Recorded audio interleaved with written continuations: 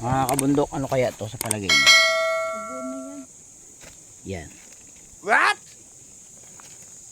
Yan oh. Ano kaya yan mga kabundok? Tanong po natin, kailan niya nilabas? Yan oh. Yan.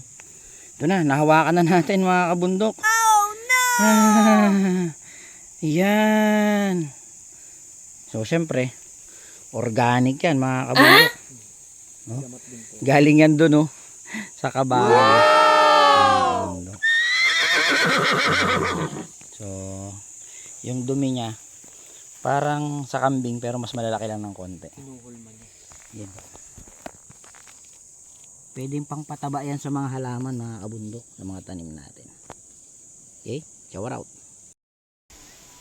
Yon mga kabundok, shower out. Magandang umaga sa bawat isang mga kabundok. Dito tayo sa ano ngayon, sa bundok ng Iram, sa Linasin.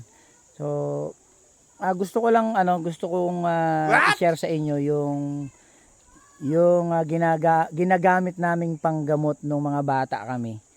Kasi noon ginagawa natin pagka nasugat tayo, herbal ang ginagamit natin sa ngayon, mga gamot na na nirereseta ng doktor. Pero nung mga nakalipas na panahon, ang ginagamit natin, nakadepende tayo sa mga dahon-dahon. So dito sa bundok, mga kabundok, ito yung karaniwang ginagamit nating panggamot sa mga minor injuries natin. Halimbawa, mga gasgas o sugat, ito yung ginagamit natin. Tingnan nyo mga kabundok. Kami. Okay na? Gumagano na. Yan mga kabundok, ito yung gusto kong banggitin sa inyo. Ang tawag sa amin dito ay kasi nung bata kami, tawag namin dito cover grass. Cover grass. Ewan ko sa inyo kung anong tawag nyo dito.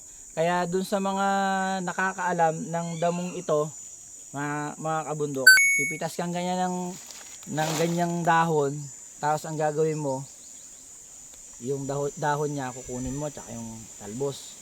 Tapos gaganyan mo lang, bibilugin mo lang.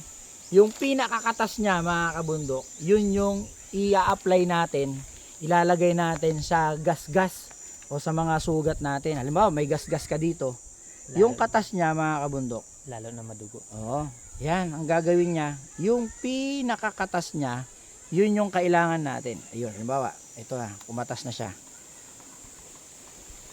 Kulang pa. Gagawin natin, dadagdagan natin yung dahon, no? Kadalasan. Ganyan. Yan na, di nabilog-bilog na natin mga kabundok. Ngayon, may gas-gas ka dyan. Karaniwan, yan mga kabundok. Yan ang kailangan natin. Tapos, ang mangyayari, yung sugat, magsasara siyang ganun, no? Kaya, sa mga nakakaalam ng dahon ng ganito mga kabundok, sa inyong lugar ano ang tawag nyo dito? Dito kasi sa amin, no, cover grass o damong ligaw kung yung ibang tawag dito. Kaya comment down below dun sa mga sa mga merong nakakaalam ng dahon na ito. So shower out mga kabundok. Shower out nga pala kay Juan Herson Tabugok from Subic, Sambales. Shower out sa inyo mga kabundok.